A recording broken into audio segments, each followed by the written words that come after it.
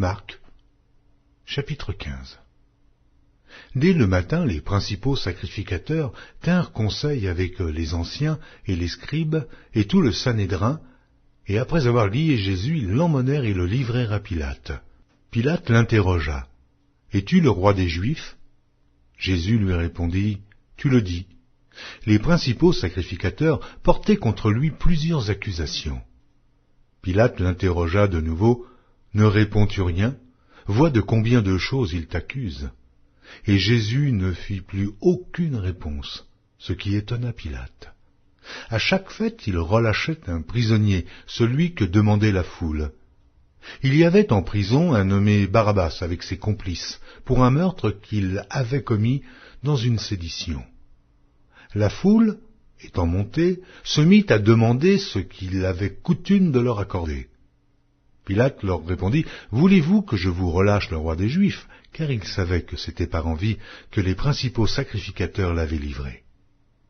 Mais les chefs des sacrificateurs excitèrent la foule, afin que Pilate leur relâchât plutôt Barabbas. Pilate, reprenant la parole, leur dit, « Que voulez-vous donc que je fasse de celui que vous appelez le roi des Juifs ?» Ils crièrent de nouveau, « Crucifie-le !» Pilate leur dit, « Mais quel mal a-t-il fait ?» Ils crièrent encore plus fort, « Crucifie-le, crucifie-le !» Pilate, voulant satisfaire la foule, leur relâcha Barabbas et, après avoir fait battre de verges Jésus, il leur livra pour être crucifié.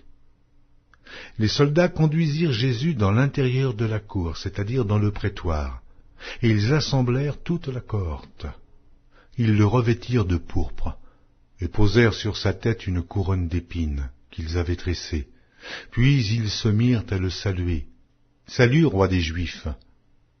Et ils lui frappaient la tête avec un roseau, crachaient sur lui, et, fléchissant les genoux, ils se prosternaient devant lui. Après s'être ainsi moqués de lui, ils lui ôtèrent la pourpre, lui remirent ses vêtements et l'emmenèrent pour le crucifier. Ils forcèrent à porter la croix de Jésus un passant qui revenait des champs, Simon de Cyrène, père d'Alexandre et de Rufus, et ils conduisirent Jésus au lieu nommé Golgotha, ce qui signifie lieu du crâne. Ils lui donnèrent à boire du vin mêlé de myrrhe, mais il ne le prit pas. Ils le crucifièrent et se partagèrent ses vêtements en tirant au sort pour savoir ce que chacun aurait. C'était la 3e heure quand ils le crucifièrent. L'inscription indiquant le sujet de sa condamnation portait ces mots, « Le roi des Juifs ». Ils crucifièrent avec lui 2 brigands, l'un à sa droite et l'autre à sa gauche. Ainsi fut accompli ce que dit l'Écriture. Il a été mis au nombre des malfaiteurs. Les passants l'injuriaient et secouaient la tête en disant, « Et toi, qui détruis le temple et qui le rebâtit en 3 jours? Sauve-toi toi-même en descendant de la croix. » Les principaux sacrificateurs aussi, avec les scribes, se moquaient entre eux et disaient, « Il a sauvé les autres, et il ne peut se sauver lui-même. Que le Christ, le roi d'Israël, descende maintenant de la croix, afin que nous voyions et que nous croyions. » Ceux qui étaient crucifiés avec lui l'insultaient aussi. La 6e heure étant venue, il y eut des ténèbres sur toute la terre, jusqu'à la 9e heure. Et à la 9e heure, Jésus s'écria d'une voix forte, « Eloi, Eloi, lama sabachthani » ce qui signifie « Mon Dieu, pourquoi m'as-tu abandonné ?»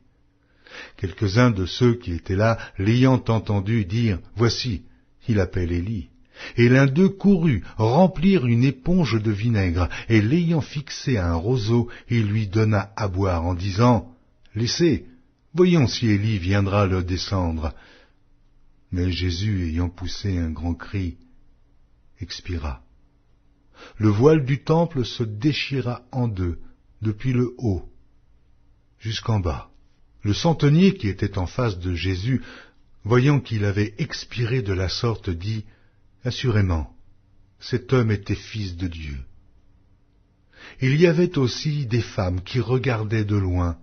Parmi elles était Marie de Magdala, Marie, mère de Jacques le mineur, et de José et Salomé, qui le suivaient et le servaient lorsqu'ils étaient en Galilée, et plusieurs autres qui étaient montés avec lui à Jérusalem. Le soir étant venu, comme c'était la préparation, c'est-à-dire la veille du Shabbat, arriva Joseph d'Arimathée, conseiller de distinction, qui lui-même attendait aussi le royaume de Dieu.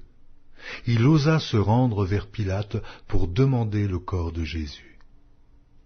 Pilate s'étonna qu'il fût mort si tôt, fit venir le centenier et lui demanda s'il était mort depuis longtemps. S'en étant assuré par le centenier, il donna le corps à Joseph. Et Joseph, ayant acheté un linceul, descendit Jésus de la croix, l'enveloppa du linceul et le déposa dans un sépulcre taillé dans le roc. Puis il roula une pierre à l'entrée du sépulcre. Marie de Magdala et Marie, mère de José, regardaient où on le mettait.